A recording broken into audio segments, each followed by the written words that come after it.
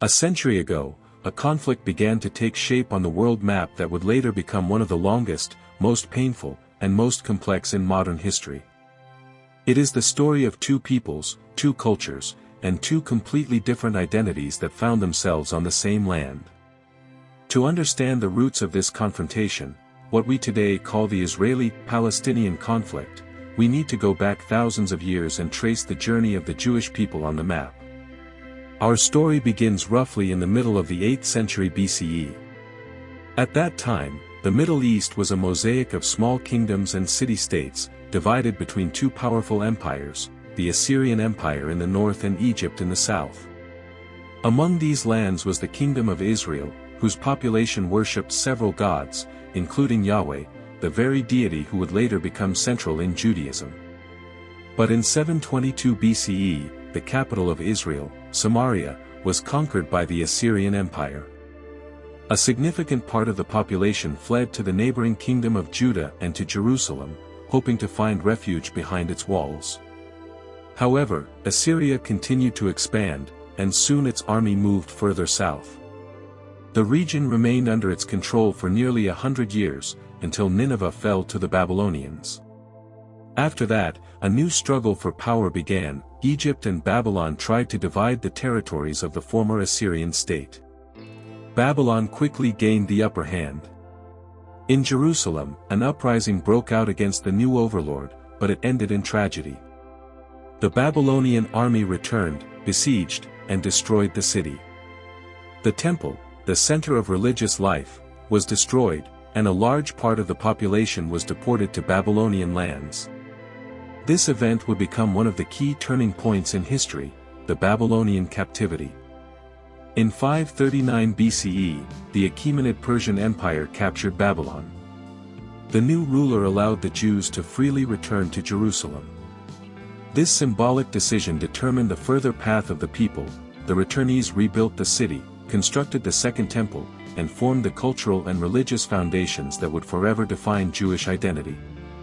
Almost 2 centuries later, in 334 BCE, the young Macedonian king Alexander the Great began his rapid campaign.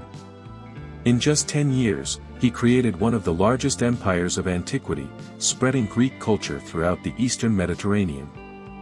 After his death, the state fragmented into several Hellenistic kingdoms, and Judea came under the rule of the Ptolemaic dynasty. At this time, Jews actively moved to Alexandria, a city founded by Alexander, where they formed a prosperous community. It was there that the Torah was first translated into Greek. However, this relative calm soon gave way to conflict. After a war between the Ptolemies and the Seleucids, Judea passed under the control of the latter dynasty. Hellenization of society intensified, and cultural tensions between Greeks and Jews grew sharper. The breaking point came when one of the altars of the temple in Jerusalem was dedicated to Zeus. This triggered a powerful uprising, the Maccabean Revolt. In 164 BCE, the rebels captured Jerusalem and restored the temple. Judea once again became an independent kingdom. But 100 years later, a new power came to the Middle East, the Roman Empire. In the following period, the Jews rose up twice in major revolts. The first, in 66 CE, ended with the destruction of the Second Temple. The only surviving wall of the complex is now known as the Western Wall. The second revolt led to the near-total destruction of Jerusalem and mass killings. The Roman authorities banned Jews from settling in the city. Many migrated to Galilee and across the empire. Thus began the dispersion, the diaspora. By the end of the Roman Empire, Christianity had become the dominant religion, and Jerusalem had turned into an important center of pilgrimage. However, the situation of the Jews deteriorated. Persecution began, especially in the Byzantine Empire and in the states of Western Europe. In the 7th century, after the emergence of Islam, Arab armies launched a rapid conquest of the Middle East. In a number of regions, Jews welcomed the Arabs as liberators, hoping for more just conditions of life. Arab rulers did indeed treat Jews far more leniently than the previous Byzantine authorities. In Jerusalem, the famous Dome of the Rock was built, and the city became sacred to three religions at once: Judaism, Christianity, and Islam. The Arabs advanced all the way to the Iberian Peninsula. In Al-Andalus, a golden age of Jewish culture began, a period during which Jews became scholars, physicians, ministers, and philosophers. At the same time, in Christian Europe they were tolerated as key intermediaries between Eastern and Western markets. But in the 11th century, the Seljuks appeared on the scene, Turkic tribes that had come from Central Asia. They captured Jerusalem, banned Christian pilgrimages, and provoked a response: the Crusades. European armies marched to liberate the Holy Land, but on their way they destroyed dozens of Jewish communities, seeing Jews as guilty of Christ's crucifixion. Then came a dark chapter in history, the Black Death. Millions died, and Jews were accused of poisoning wells. This led to mass persecution and expulsions across Europe. Meanwhile, the Reconquista in Spain came to an end. The Catholic monarchs presented the Jews with an ultimatum: convert to Christianity or leave the country. Most chose to leave, and settled in the Ottoman Empire, where they were received far more hospitably. In Eastern Europe, in the Polish-Lithuanian Commonwealth, the largest Jewish community in the world was formed. By the 17th century, about 300,000 Jews lived there. But in 1648, the uprising of Bogdan Khmelnytsky broke out. Jews were accused of ties with the Polish nobility. Thousands were killed, hundreds of thousands fled. This event weakened the Commonwealth, and a century and a half later its lands were divided among neighboring powers. Around 900,000 Jews ended up in the Russian Empire, where they were anything but welcome. A period of pogroms began. Violence became regular, and the authorities turned a blind eye. Many Jews emigrated to the United States and Western Europe. Against this backdrop, in 1897, the first Zionist Congress was held in Basel. Its central idea was the creation of a Jewish national home in Palestine, which at that time was still under Ottoman rule. The Ottoman authorities strongly opposed this project. The situation changed during World War I. The Ottoman Empire entered the war on the side of Germany.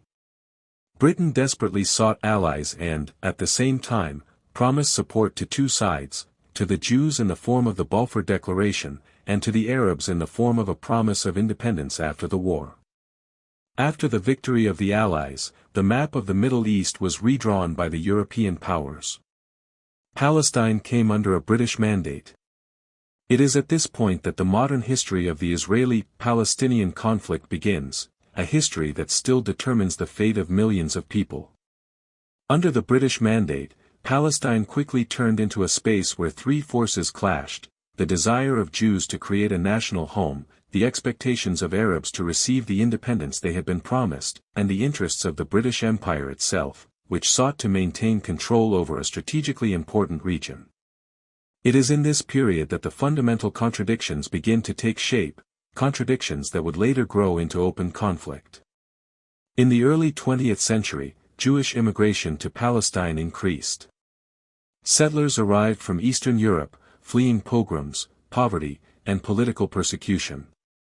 They bought land, established agricultural communes, kibbutzim, trained in self-defense, and formed their own organizations.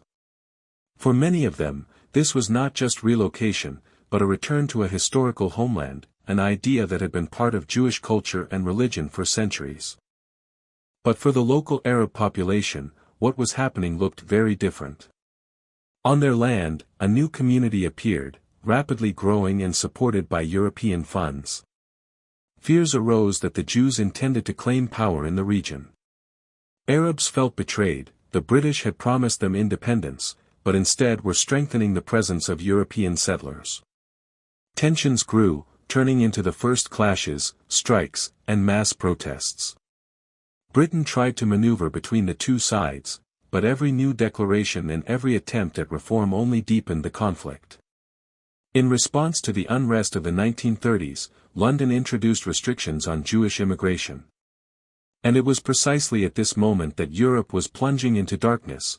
Nazi regimes were rising to power, and the fate of millions of Jews was in jeopardy. The Holocaust became the greatest tragedy of European Jewry. Millions perished in concentration camps, ghettos, and prisons. After the end of World War II, the remnants of shattered communities searched for a place where they could survive, rebuild their lives, and find the security they had never had in any European country. The international community, shocked by the scale of the crimes, increasingly leaned toward the creation of a Jewish state. Palestine found itself at the center of global attention. Tensions reached the breaking point. Britain, realizing it could no longer control the situation, handed the issue over to the United Nations. In 1947, the UN proposed a partition plan for Palestine, to create two independent states, one Jewish and one Arab, and to turn Jerusalem into an international zone. Jewish leaders accepted the plan. For them, it was a historic opportunity to realize the dream of a state. Arab states and the Palestinian leadership rejected it, seeing the division of the land as unjust, given that Arabs at the time constituted the majority of the population. The events that followed unfolded rapidly. In May 1948, the Jewish leadership proclaimed the establishment of the State of Israel. That same night, neighboring Arab countries, Egypt, Jordan, Syria, Lebanon, and Iraq, launched a military operation, seeking to prevent the consolidation of the Jewish state. The First Arab-Israeli War began, and despite the numerical superiority of its opponents, Israel emerged victorious. Its borders expanded beyond those outlined in the UN plan, while the Arab population faced catastrophe, known as the Nakba. Hundreds of thousands of Palestinians left their homes, many of them forever. These refugees ended up in camps across the Middle East, Gaza, the West Bank, Lebanon, Syria, Jordan. Their status, their right of return, and their future became one of the most painful issues of the conflict. Already then it became clear, the problem would not disappear on its own. It turned into a global political wound that would shape regional relations for decades. The following decades only reinforced the confrontation.